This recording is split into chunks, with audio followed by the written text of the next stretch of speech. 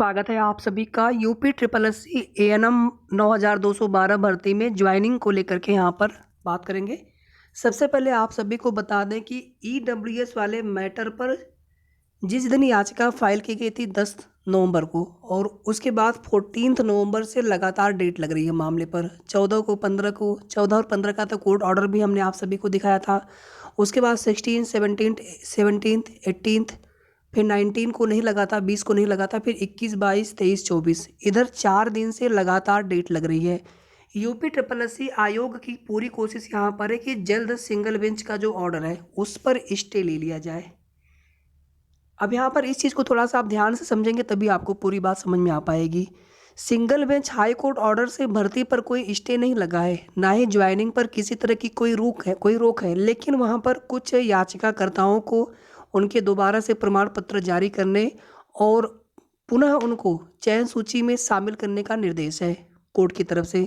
उनकी याचिका को आंशिक रूप से अलाउड किया गया है।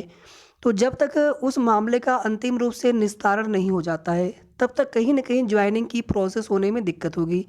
लेकिन जिला प्रेफरेंस इस वजह से करवाया जा सका क्योंकि उस मामले को सिंगल बेंच हाई कोर्ट के ऑर्डर को डिवीजन बेंच में, double bench high court Lucknow bench में ही चैलेंज कर दिया गया था 10 तारीख को। और आप देखेंगे उसी के आसपास परिवार कल्याण विभाग से नोटिस है 9 या 10 की ही जिला प्रेफरेंस को लेकर के न्यूज़पेपर में खबरें फिर आने शुरू हो गई थी उसके बाद से। और 16 से लेकर के और आज जो है लास्ट डेट 24 तक पूरा जिला प्रेफरेंस भरवाया गया फ्रेश एएनएम बैरों से।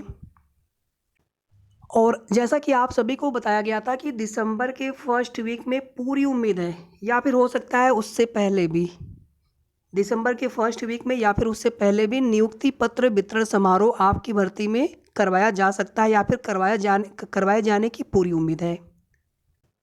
बाकी तो हमने आपको लगभग आज से एक सप्ताह पहले, 1 वीक पहले हमने आप सभी को बता दिया था कि दिसंबर के फर्स्ट वीक में, बहुत अगर लेट होगा तो, देरी होगी तो दिसंबर के फर्स्ट वीक में 100% नियुक्ति पत्र वितरण समारोह होना है।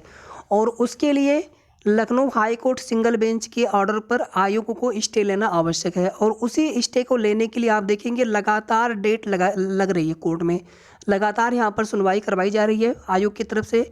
और अगर आप आज की कार्य लिस्ट देखेंगे 24 नवंबर की, सीरियल नंबर 423 पर मामला लगा हुआ था कोर्ट नंबर 2 में। और जब तक ये मामला निस्तारित नहीं हो जाता है, यानी जब तक यहाँ पर सिंगल बेंच हाई कोर्ट के ऑर्डर पर आयोग को, देखिए भर्ती के लिए मैं नहीं कह रहा हूँ, जो सिंगल बेंच हाई कोर्ट का ऑर्डर है उसके खिलाफ ईडब्ल्यूएस मैटर में जो कोर्ट ऑर्डर है उस पर स्टे की बात यहाँ पर कर रहे हैं। तो उस पर जब तक स्टे नहीं मिल जाता है आयोग को तब तक यहाँ पर लगातार मामला चलता रहेगा। और आज सुनवाई, अभी संभव सुनवाई हो चुकी है आज की, लेकिन आपको आज की अपडेट हम थोड़ी देर में दे पाएंगे जो कुछ भी जानकारी मिलेगी।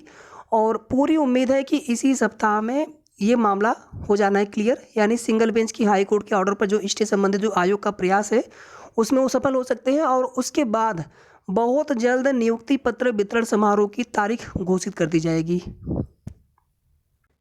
और एक बार अगर यहाँ पर नियुक्ति पत्र वितरण समारोह हो गया तो उसके बाद फिर शेष बहनों को भी बहुत जल्द उनका भी ज्वाइनिंग लेटर जारी कर दिया जाएगा।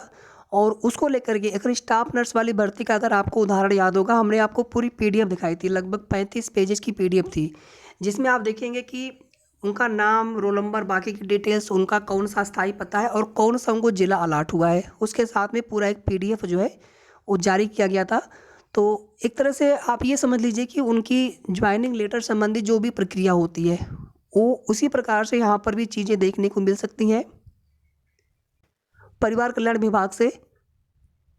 और इतना ही नहीं, दिसंबर के लास्ट वीक तक ये पूरी प्रक्रिया जो है ज्वाइनिंग लेटर वितरण की ये संपन्न की जाएगी, पूरी उम्मीद है। बाकी मैं बिल्कुल यहाँ पर कमिटमेंट नहीं कर रहा हूँ क्योंकि जब तक कोई चीज़ें ऑफिशियली पूरी तरह से ना आ जाए, और 2-4-10 दिन अगर डेट आगे पीछे होगा तो भी आप परेशान होंगे कि आपने ऐसे बताया था।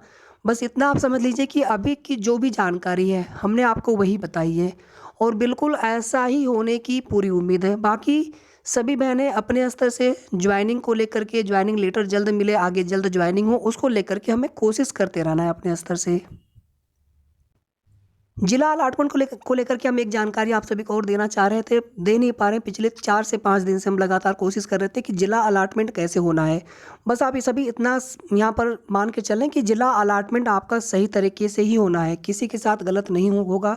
चाहे आयोग हो, विभाग हो, सरकार हो, सबकी अपनी कोशिश है कि पूरी प्रक्रिया जो है पारदर्शी तरीके से होनी चाहिए।